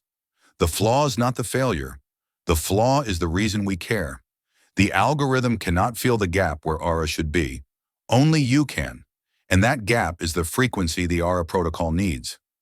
In the physical world, the neural core was a chaos of white light and gray erasure beams. The echo units were closing in, their movements synchronized and perfect.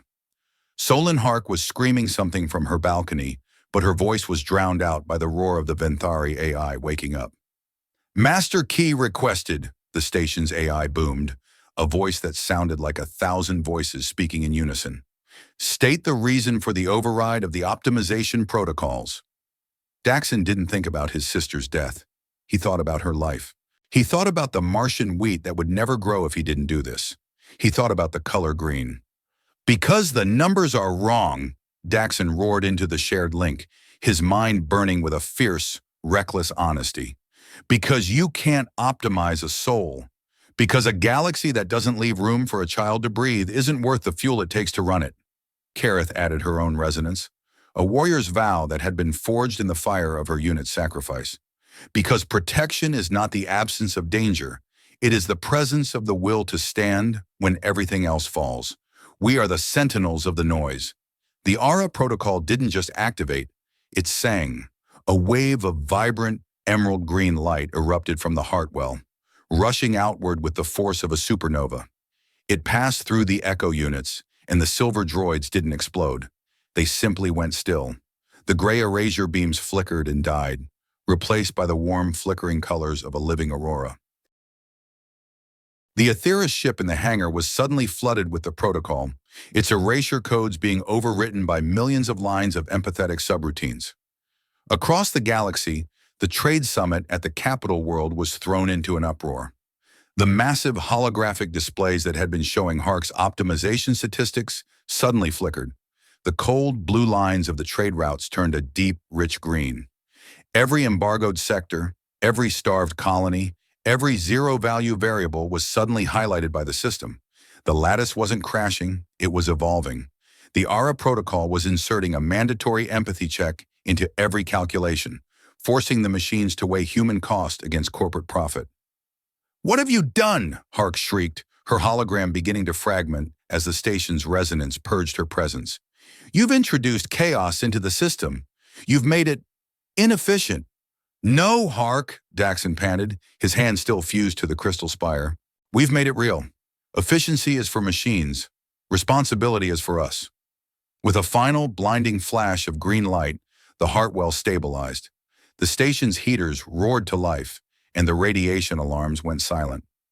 The ghosts of the Venthari unit didn't disappear, but the weight of them in Kareth's mind shifted from a burden to a foundation.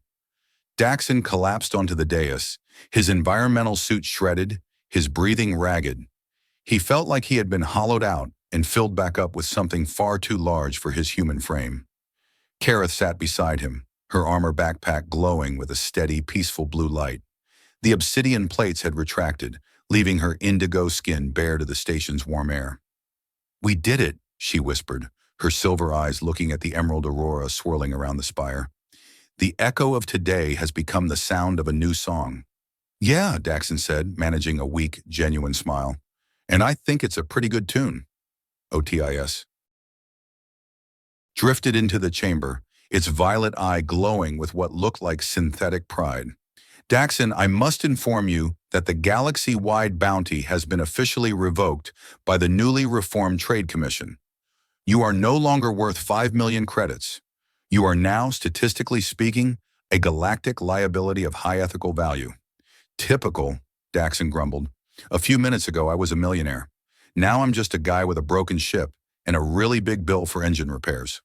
"Actually," the drone continued, "the Stargazer's engines have been mysteriously repaired by the Venthari nanites in the hangar. It appears the station decided that its saviors deserved a high-efficiency ride home."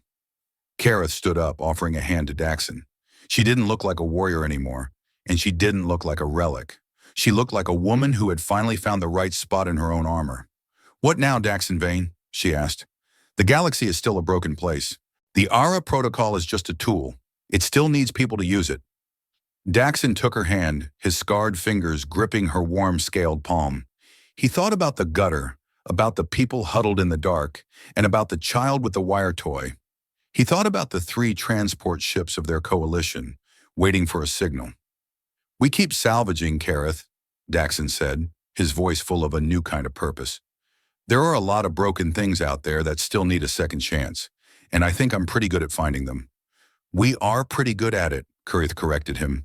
They walked out of the Heartwell, leaving the emerald light of the sanctuary to burn in the darkness of the far rim.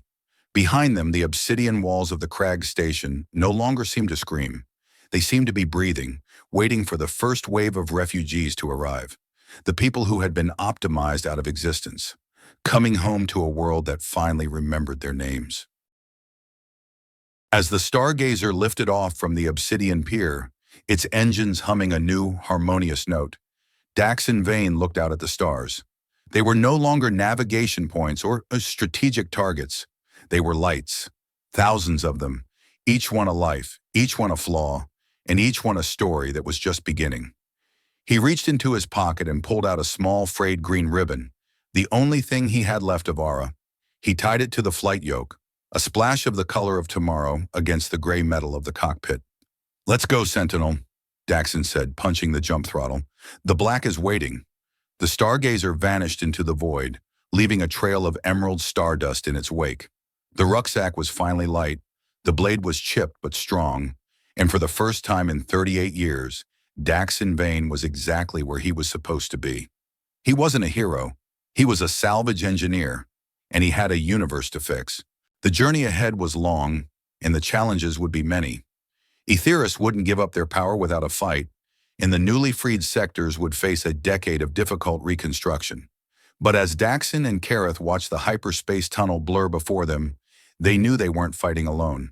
They were the error term that had become the solution, the noise that had become the music, and the 2 souls who had found that the greatest treasure in the black wasn't gold or tech, but the courage to be flawed together. And in the silence of the cockpit, the green ribbon fluttered in the air currents, a sign that somewhere, on a world they hadn't found yet, the Martian wheat was finally beginning to bloom. The emerald resonance of the Aura protocol did not fade into silence. It settled into the bones of the galaxy like a long-awaited warmth. For the first few hours following the activation at Crag Station, the comm channels of the far rim were a chaotic symphony of disbelief. Daxon Vane sat in the pilot's chair of the Stargazer, his hands resting loosely on the flight yoke, watching the monitors. Beside him, Kareth Zeal remained in a deep state of meditative synchronization with the station's core, her indigo skin shimmering with a rhythmic, healthy pulse. "Status report, OTIS," Daxon said, his voice carrying a rasp that no amount of synthetic water could quite smooth over. "Tell me the universe didn't just tip over while I was napping." The spherical drone drifted into the light of the cockpit, its violet eye pulsing with a newfound clarity. "The universe is currently undergoing a massive algorithmic recalibration, Daxon. The Aetherius ships near the spire have lost their tactical synchronization. They are currently drifting, waiting for commands that the lattice is refusing to give without a secondary empathy verification. Statistically speaking, the era of the cold optimization ended exactly 4 hours and 12 minutes ago." Daxon leaned back, the ancient faux leather creaking a familiar song. "And the embargoes?" "Lifting," OTIS replied, and for the first time, the drone's voice lacked its sharp edge of condescension. "The humanitarian corridors are being prioritized by the core logic. I am detecting 4,000 cargo haulers rerouting toward the outer sectors. Supplies of bone density stabilizers and Martian lung vaccines are currently on a high-speed trajectory for the Meridian hub. It appears your noise has become the new signal." Daxon looked at the small green ribbon tied to the controls. For 10 years, he had lived in the shadow of a single failure, a ghost pilot in a graveyard of his own making. He had blamed the machines, but in the white-hot light of the Heartwell, He had finally realized that the machines were only as broken as the men who hid behind them. He wasn't just a scavenger of junk anymore. He was a scavenger of hope, and he had finally found the piece that made the whole engine work. Kareth stirred, her silver eyes opening slowly. She looked at her hands, then at Daxon. The soul casing was still active. But it was different now. The obsidian plates were no longer a rigid shell or a hidden backpack. They flowed around her forearms and shoulders like decorative silk, shifting with her mood. The blue veins were steady, a comforting glow rather than a frantic scream. "The 17th strike is quiet," she whispered. "The warriors. They are no longer screaming in the memory core. They are just part of the music now." "You did it, Sentinel," Daxon said, offering a tired grin. "You unlocked the door, and you didn't need a probe to do it." Kareth stood up, her movements no longer possessing that brittle, perfect grace. She stumbled slightly, her weight shifting in a way that was undeniably, beautifully human. She didn't correct herself with a burst of kinetic energy. She simply caught herself on the co-pilot's chair and laughed. It was a low, melodic sound that filled the cramped cockpit with more life than the stargazer had seen in 20 years. "I am flawed, Daxon Vane," she said, her silver eyes bright with a new kind of fire. "My balance is off. My skin feels the cold. I can feel the weight of every light year we have traveled, and it is the most wonderful sensation I have ever known." "Welcome to the club," Daxon replied. "It's a bit messy, and the benefits package is lousy, but at least you get to choose which way the ship turns." The aftermath of the climax was a slow, deliberate unfolding. Throughout the Crag station, the Venthari nanites were waking up, but they weren't building weapons. They were repairing the air scrubbers, warming the floors, and prepping the docking bays for the influx of refugees that OTS had predicted. The station was no longer a tomb, it was a beacon, a place where the edges of the galaxy could come to be more than just variables. In the hangar, the Aetherius ship that had been sent to sanitize the station remained docked, but its crew had surrendered without a fight. When the Ara protocol hit their systems, the enforcers hadn't been erased. They had simply been forced to see. The data streams of the people they were about to kill were projected onto their bridge screens. Names, faces, favorite colors. The names of their children. The optimization had been stripped away, leaving only the reality of murder. And even the most hardened corporate soldiers couldn't pull the trigger once the spreadsheet became a family album. Elder Kale and the Traditionalist fleet arrived 2 days later. The old Kildaran warrior stepped onto the obsidian pier, his scales rattling with a mixture of awe and suspicion. He looked at the emerald aurora still swirling around the station's spire, then at Kareth, who was standing beside a human scavenger in a greasy jumpsuit. "You have changed the song of the Venthari, Tal," Kale said, his voice heavy with the weight of centuries. "The ancestors will have much to say about this noise you have introduced." "Let them speak," Kareth replied, not bowing, but meeting his gaze as an equal. "The song was beautiful, Kale, but it was a funeral dirge. We were so afraid of a sour note that we stopped singing altogether. I'd rather have a choir that misses a beat than a silence that lasts 1,000 years." Kale looked at Daxon, his reptilian eyes narrowing. "And the human? He is the one who poked the armor?" "He's the one who held the corner of the rucksack," Kareth said, and the way she said it made Daxon feel taller than he had in a decade. "A scavenger who fixes empires," Kale mused, a low rumble of amusement in his chest. "There is a certain honor in that, I suppose. My ships will remain to guard the sanctuary. The lattice is shifting, and the core worlds are in a panic. They will try to blame the chaos on us, but it is hard to argue with a man who is bringing medicine to their front porch." The conflicts weren't over, not by a long shot. Sen Hark was in custody, but the Aetherius conglomerate was a multi-headed beast with deep pockets and a long memory. The trade routes were open, but the economic shock of the transition would cause a dozen small wars before the new system stabilized.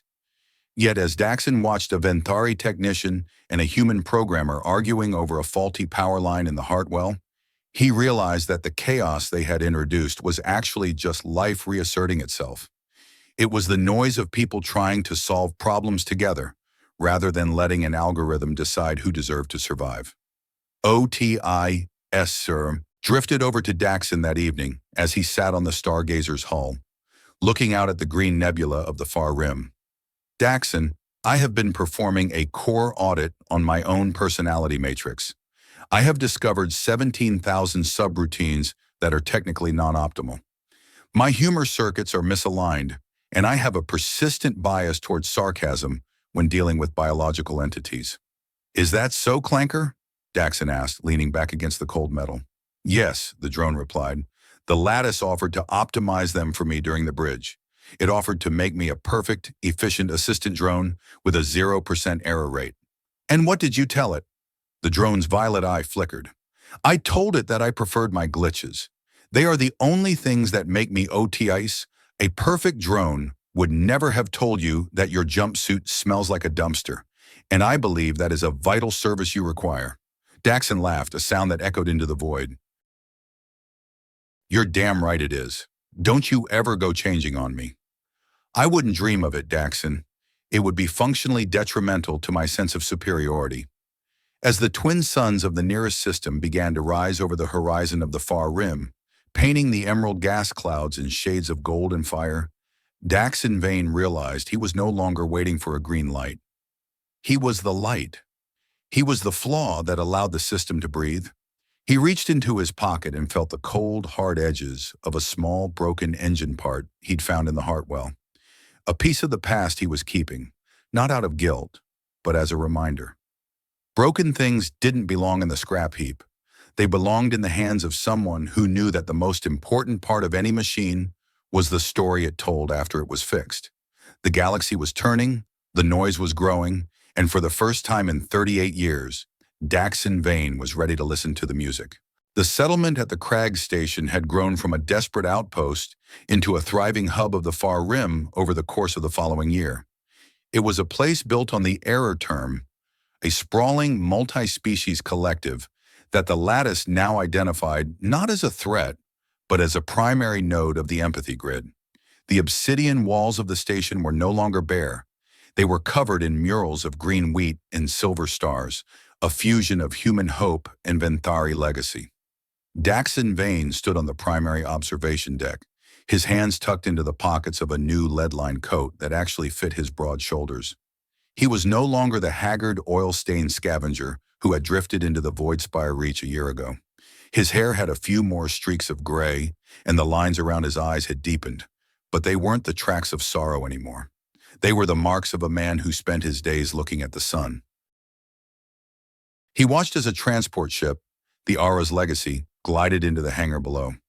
It was a heavy-duty medical frigate, the first of its kind, built through a partnership between the Meridian Guilds and the Keldaran Traditionalists.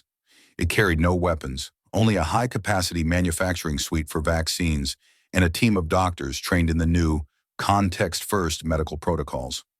The shipment for the Sector 7 colonies is ready for departure, Kareth said, walking up to stand beside him. She wasn't wearing her armor today. She wore a simple robe of Venthari silk, her indigo skin radiant in the station's artificial sunlight. She looked relaxed, her posture fluid and open. The soul casing sat in a place of honor in the station's museum, a monument to a prison that had become a bridge. Good, Daxon replied. Tell the pilots to take the scenic route. I want them to see the bloom on the Martian frontier. The Lattice reports the first harvest of the wheat variant is coming in at 80% yield. 80%, Kareth mused. Statistically imperfect. Exactly, Daxon grinned. It means the soil is still stubborn. It means the farmers have to work for it. It's perfect noise. The transformation of the galaxy had been a slow, painful process of unlearning. The core worlds had struggled with the transition, many people still longing for the quiet comfort of the old algorithms.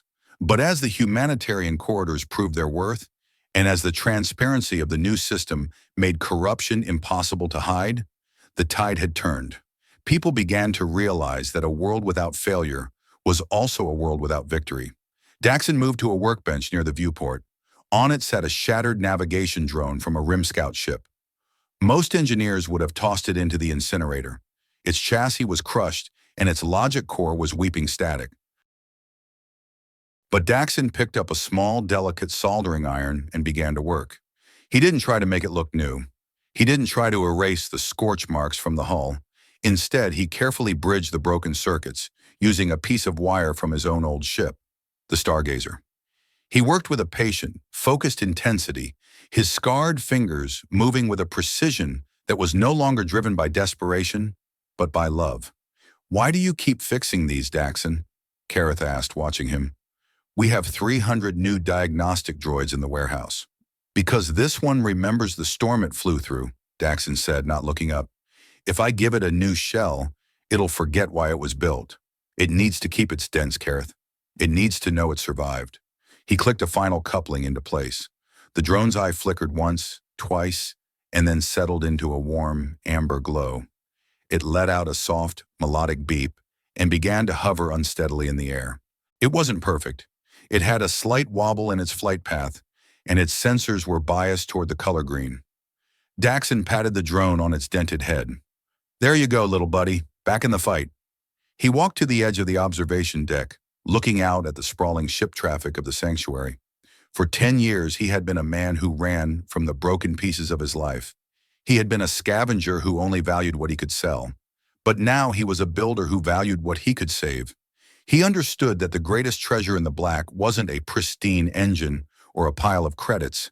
It was the courage to stand in the wreckage of your own life and say, "I can fix this." The reflection of his own journey was a quiet, steady hum in the back of his mind. He thought about Ara, about the 12-year-old girl who had seen the color of tomorrow in a pile of red dust. He had spent so long mourning her death that he had forgotten to honor her life. But every shipment of medicine that left the station, every child who breathed easy because an algorithm had been forced to care, was a part of her story. She hadn't died in vain. She had become the frequency that saved the galaxy. "I spent 38 years of my life trying to be the perfect pilot, the perfect soldier, the perfect ghost.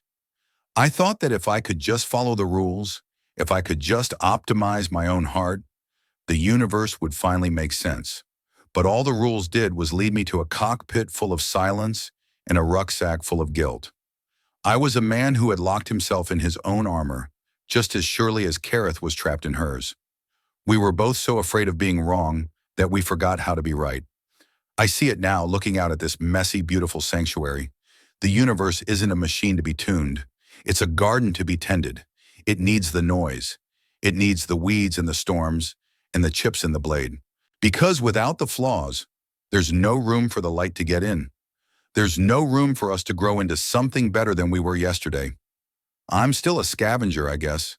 I still spend my days looking for the broken things, but I don't look at them as junk anymore.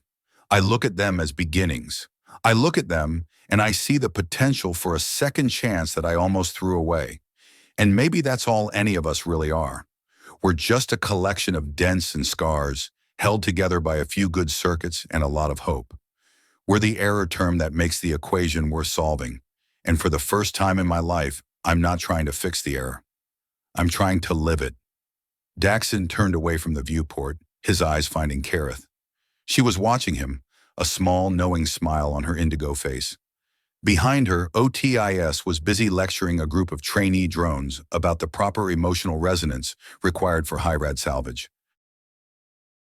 "Are you ready for the summit on Meridian, Daxon?" Kareth asked. "They want the Scavenger of Empires to give the keynote address on the future of the empathy grid." Daxon laughed, picking up his toolkit. "I'm an engineer, Kareth. I don't give speeches. I fix things." "Perhaps," she said, stepping closer and taking his hand, "but sometimes a speech is just a bridge built out of words. And you are the best bridge builder I know." "Flattery will get you everywhere, Sentinel," Daxon teased, "but only if you help me load the Stargazer. OTIS says the port thruster is acting up again, and I'm pretty sure it's just looking for attention. Then let us give it the attention it deserves," Kareth said. They walked toward the hangar together, two flawed souls moving through a world that finally had room for them. The obsidian walls of the crag station glowed with a steady emerald light, and the green ribbon on Daxon's yoke fluttered in the breeze of the air scrubbers, a small, defiant splash of the color of tomorrow. The galaxy was still broken, still chaotic, and still full of problems that no algorithm could solve. But as Daxon Vane looked at the people around him, humans, Venthari, and machines alike, He realized that they were finally solving them for the right reasons. They were no longer optimizing for profit, they were optimizing for each other. And in the heart of the far rim, among the wreckage of 1,000 stars, the Martian wheat was finally, beautifully, beginning to bloom. I spent 10 years thinking my mistakes were a prison, a wall of obsidian that I could never break through. I thought that by failing Ara, I had lost my right to be a part of the world. But it wasn't the failure that was the prison, it was the belief that I had to be perfect to be worthy. Looking back at the journey Kareth and I have taken, I realized that the moments when we were the most broken, the moments of anger, fear, and honesty were the only ones that actually mattered. They were the keys that unlocked the armor. They were the noise that saved the music. We all carry a rucksack of ghosts, don't we? We all have that one choice we wish we could take back. That one moment where we felt like the universe's biggest error. We spend our lives building armor out of guilt, out of work, or out of the cold logic of safety, trying to hide the parts of ourselves that we think are too damaged to be loved. But the truth is, the armor doesn't protect you. It just stops you from breathing. It stops you from feeling the heat of the sun and the touch of a friend's hand. I wonder, what part of yourself are you still trying to optimize away? What dent in your soul are you treating like a failure instead of a memory? What would happen if you stopped trying to be the perfect version of yourself and just started being the real one?